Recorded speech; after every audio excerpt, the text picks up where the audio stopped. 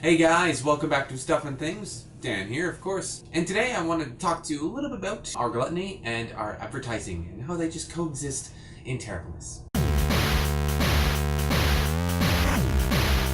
Every once in a while you get a scientific study conducted that just kind of proves the obvious, but proof needs to be done. We need to have positive confirmation of things. Well, a new study proves that when you are hungry before you go shopping, you do buy worse foods. You buy fattier foods, higher calorie foods. Up to 45% more of the bad stuff. The tests for this were pretty simple. They had two groups. One group that wasn't allowed to eat beforehand, the other one was given Triscuits or something like that. Then they did a little online shopping, and the group that wasn't allowed to eat ended up buying just fattier stuff, higher calorie stuff. But both groups ended up actually picking out about the same amount of food. So it wasn't so much they were buying more food, they were just buying, again, the higher calorie stuff. Now the way I look at it, there's really two things going on here. First off, it's just the way our brains work, our primitive caveman brains. And secondly, it's marketing. But to touch on the caveman part, the way our ancestors has always been, they were always looking for the fattier stuff. That's why we crave it. That's why you look at a picture of a cheeseburger and you want that cheeseburger. You want the grease dripping down your chin.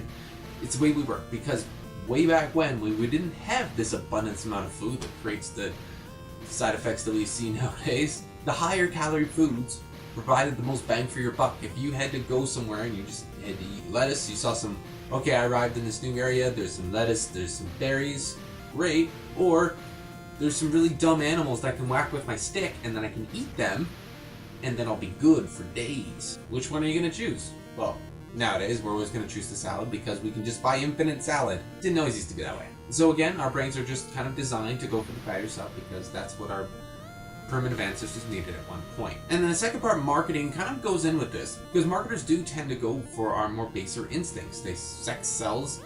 You know, you want to get something sold, put a chick with boobs on it. That'll sell millions. Same thing would then apply to marketing fattier foods. If you market it either two ways, is saying it's healthy and then it's not healthy, but it's really bad, or you just literally market it as a terrible thing. Places do that, especially in the States. You see a lot of places talking about they got the biggest, most terrible burger that will give you a heart attack. Well, you're still in the place. There's that heart attack burger. That heart attack burger is an example of us just putting to that one.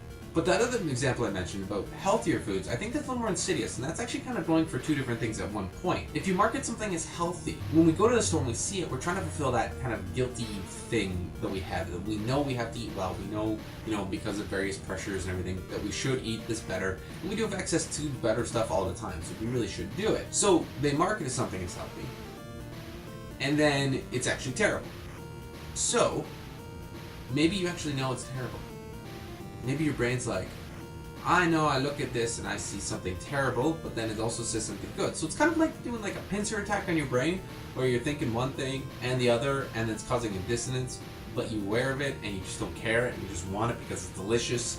I mean, they put labels like fresh and wholesome on some of the worst foods you could ever eat.